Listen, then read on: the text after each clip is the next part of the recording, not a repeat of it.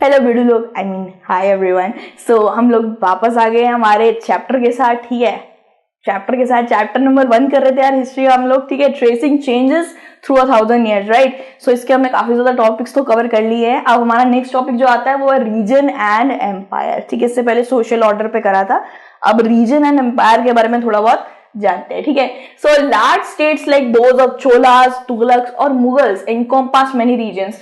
अब यार यहाँ पे ना हमने 1000 ईयर के बारे में बात हो रही है। 1000 ईयर के वक्त पे तो कितने सारे राजा, तुगलक, ये सब बहुत सारे डायनेस्टीज आई होंगी। तो यहाँ पे यही बताया जा रहा है कि बहुत से बड़े बड़े स्टेट के ऊपर कुछ एम्पायर का कब्जा तो नहीं कह सकते यार, एक तरीके से कंट्रोल था, किसी ने कब्जा भी करा था ऑब्वियसली। तो क्या होता था, पहले लड़बड़ के ऐसे ले लिया जाता था ना, इनकॉम पास कर लिया जाता था। सो चोला ले लीजिए, तुगलक्स ले लीजिए, मुगल्स ले लीजिए, इन्होंने बहुत बड़े बड़े रीजन्स को ढक रखा था। भाई मुगल डायनेस्टी तो कितने टाइम तक चली है आपको भी पता है। ठीक है, औरंगजेब, दारा शिको और कितने सारे थे, ये Bahadur Shah Zafar was the last. ठीक है, 1857 तक मुगल डायनेस्टी रही है। The Sanskrit prashasti praising the sultans, Ghiyasuddin Balban की बात हो रही है यहाँ पे। ठीक है, ये थोड़ा सा ढक गया है, यहाँ मैं लिख देती हूँ, सॉरी यार ये थोड़ा ढक गया है। ठीक है, बलबन, ठीक है। तो संस्कृत प्रशस्ति प्रेजिंग द दिल्ली सुल्तान, तो संस्कृत प्रशस्ति की बात हो रही है। प्रशस्ति क्या होता है मैं आपको बताती हूँ, ये भी 1-2 मार्क में कैरी हो जाएगा कि व्हाट इज प्रशस्ति। तो इसमें क्या होता था, संस्कृत प्रशस्ति इसको इसलिए कहा जाता है क्योंकि ये ब्राह्मणों द्वारा लिखा जाता था। ब्राह्मण संस्कृत बहुत अच्छी जानते थे और वो कॉपर की प्लेट्स में, उस वक्त पे लगता है बहुत पहले के वक्त की बात हो रही है, तो कॉपर की प्लेट्स थी, पेपर वॉज नॉट अवेलेबल।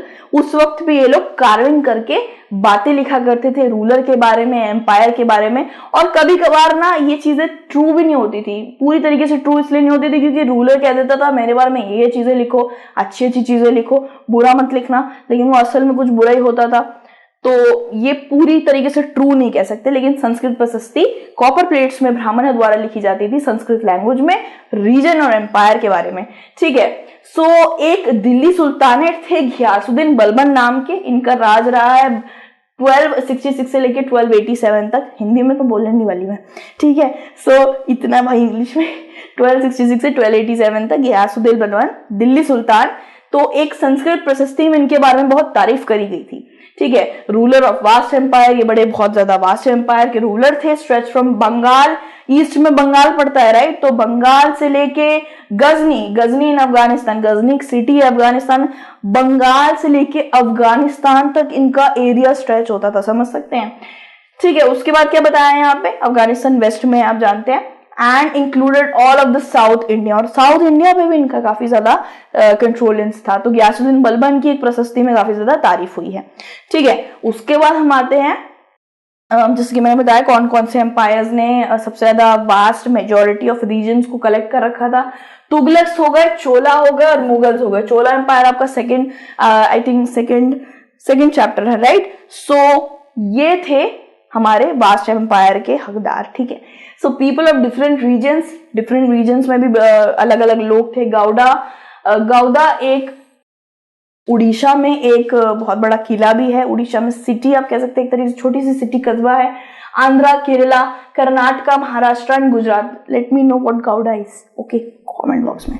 ठीक है, मेरा भी थोड़ा यार दूर करूँ, कंफ्यूजन हो जाती है। So apparently fled before his army. So यार ये जो आंध्र प्रदेश, केरला, कर्नाटका, महाराष्ट्र इन सबके जो लोग थे, तो ये लोग इन सारी मुगल, तुगलक्स, इन सब के पीछे इनको आर्मीज बना के उनके ऊपर हमला करने का भी ट्राई करा था। ठीक है, उनको अंपायर भड़कने का ट्राई करा था इन लोगों ने, महाराष्ट्र के लोगों ने, गुजरात के लोगों ने, कर्नाटका के लोगों ने। ठीक है, so by 700 many regions possess distinct geographical dimensions and their own language and culture and characteristics. तो 700 की बात हो रही है भाई, 700 के बारे की बात हो रही है। उस वक्त में जो बहुत सारे रीजन्स को बहुत सारे डायनेस्टीज ने कंट्रोलेंस में ले लिया था और अपने ही तरीके के लैंग्वेज, कल्चर वहां पे चलाने लग गए थे। ठीक है, सो किसी को टोपोग्राफी बिल्कुल स्लैंटी मिली थी, खड़बड़िया मिली थी, किसी को प्लेन मिला था। उस स्लैंटी, उस टोपोग्राफी में वो कुछ और कर रहा था, प्लेन में वो एग्रीकल्चर कर रहा था कोई और रूलर। तो सबको अलग अलग ज्योग्राफिकल डायमेंशन मिले थे और साथ ही साथ सब अपना ही कल्चर और ये सब मशहूर कर रहे थे, चला रहे थे, आगे बढ़ा रहे थे। ठीक है, इसके बाद है एक इम्पॉर्टेंट बॉक्स। जी हाँ, तो भाई ये चैप्टर काफी ज्यादा एक डिटेल वर्जन है, मैं कुछ भी पॉइंट मिस नहीं कराना चाहती। इम्पोर्टेंट बॉक्स भी आपको थोड़ा सा पढ़ना पड़ेगा, क्योंकि इससे भी यार आ जाते हैं आपके क्वेश्चन आ जाते हैं। ठीक है, सो लैंग्वेज एंड रीजन में कुछ भी कसर नहीं छोड़ने का है। ठीक है, तो language and region in 1318 the poet Amir Khusrau, भाई आमिर खुसराव की बात हो रही है। इससे मुझे याद आया कि ये 14th सेंचुरी के क्रॉनिकलर थे और इन्होंने हिंद वर्ड यूज किया था।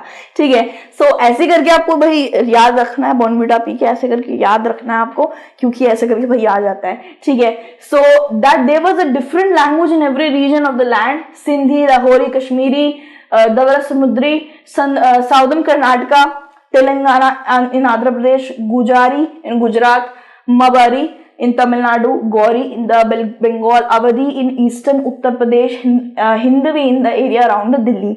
तो हर एक पर्टिकुलर स्टेट में अलग एक लैंग्वेज चलती थी, जैसे कि गुजारी हो गई गुजरात में, गौरी हो गई बंगाल में, हिंदवी हो गई, हिंदवी यानी कि हिंदी हो गई दिल्ली में। तो ऐसे करके बताया गया है, आमिर खुसराव ने 1318 में ऐसे करके लिखा है कि हर एक स्टेट में अलग अलग लैंग्वेजेस यूज होती थी, इवन आज भी होती है। ठीक है, so Amir Khusrau went on to explain that in contrast to this language there was a Sanskrit which did not belong to any region. इनके बीच में संस्कृत जो सबकी माँ है, उनमें से संस्कृत से ही काफी ज्यादा लैंग्वेजेस डिराइव करी गई है, ब्रिटेन की लैंग्वेज इवन डिराइव करी गई है। तो संस्कृत किसी भी रीजन को पोजेस नहीं करती थी। ठीक है, और काफी डिफिकल्ट भी होती है। मैंने 4 साल पढ़ी है संस्कृत। ठीक है, काफी ज्यादा डिफिकल्ट होती है, नो जोक यार। So it was an old language and common people do not know it, only the Brahmins do. Brahmins की एक अच्छी खासी इंपॉर्टेंस इसीलिए तो होती थी गाइस, क्योंकि उनको संस्कृत की नॉलेज बहुत ज्यादा थी। ठीक है, तो संस्कृत भाई सबके बस की बात नहीं थी उस वक्त पे, और संस्कृत सिर्फ ब्राह्मण ही जानते थे। और ये स्टेट्स संस्कृत लैंग्वेज को इसलिए पोजेस नहीं करते थे क्योंकि संस्कृत लैंग्वेज सबके द्वारा बोली नहीं जा सकती है। ठीक है, so make a list of language. अरे ये तो ये एक्टिविटी आ गई है। ठीक है, सो हमने यहाँ पे पढ़ लिया कि लैंग्वेज एंड रीजन। ठीक है, रीजन में कौन कौन सी लैंग्वेजेस चलती थी मैंने बता दिया आपको, एंड संस्कृत क्यों नहीं चलती थी ये भी बता दिया। भाई इंपॉर्टेंट बॉक्स कवर हो गया। ठीक है, so there was considerable conflict between the states. बहुत से स्टेट्स में एक साथ लाइक झगड़ा चल रही थी, कॉन्फ्लिक्ट्स चलते रहते थे उस वक्त पे। Occasionally dynasties like the Chola, Khaljis, Tughlaq and Mughals were able to build an empire that have diverse regions। तो ये कुछ नाम है भाई, इनमें से कुछ का नाम तो मैं सुना ही होगा, चोला, खलजी, तुगलक एंड मुगल्स। मुगल्स ही देख लीजिए, बाबर, हुमायूं, शाहजहां, औरंगजेब, कितने सारे मतलब चलता रहा है। ठीक है, जब तक हमें 1857 में जब तक युद्ध नहीं हुआ तब तक आपके बहादुर शाह जफर, राइट। तो बहादुर शाह जफर तब तक रहे हैं, सोच सकते हैं आप। तो मुगल डायनेस्टी काफी ज्यादा खिंची है। तुगलक को भी हम जानते हैं, मोहम्मद बिन तुगलक, खलजी, इन लोगों ने काफी ज्यादा नाम बनाया। चोला टेम्पल्स भी बहुत ज्यादा मशहूर है साउथ इंडिया में। तो दीज आर सम डायनेस्टीज और दीज आर सम एम्पायर जिन्होंने बहुत ज्यादा एक अच्छा खासा नाम चीन अपना रीजन बना दिया था। ठीक है, बहुत डाइवर्स रीजन बना के दिखाया था।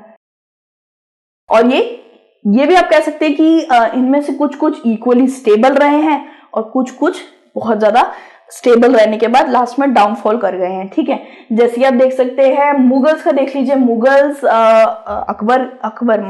ये अकबर के वक्त पे, जलालुद्दीन मोहम्मद अकबर के वक्त पे इतनी ज्यादा बढ़िया चल रहा था इनका एम्पायर। उसके बाद शाहजहां के वक्त पे भी, जहांगीर के वक्त पे भी सही रही है। ठीक है, एंड उसके बाद आपका औरंगजेब के वक्त से थोड़ा बहुत डाउनफॉल स्टार्ट हो गया था। तुगलक डायनेस्टी भी was very good, but Mohammad bin Tughlaq के वक्त से काफी ज्यादा नीचे जाता गया। ठीक है, चोला रूलर्स का भी काफी ज्यादा बढ़िया था।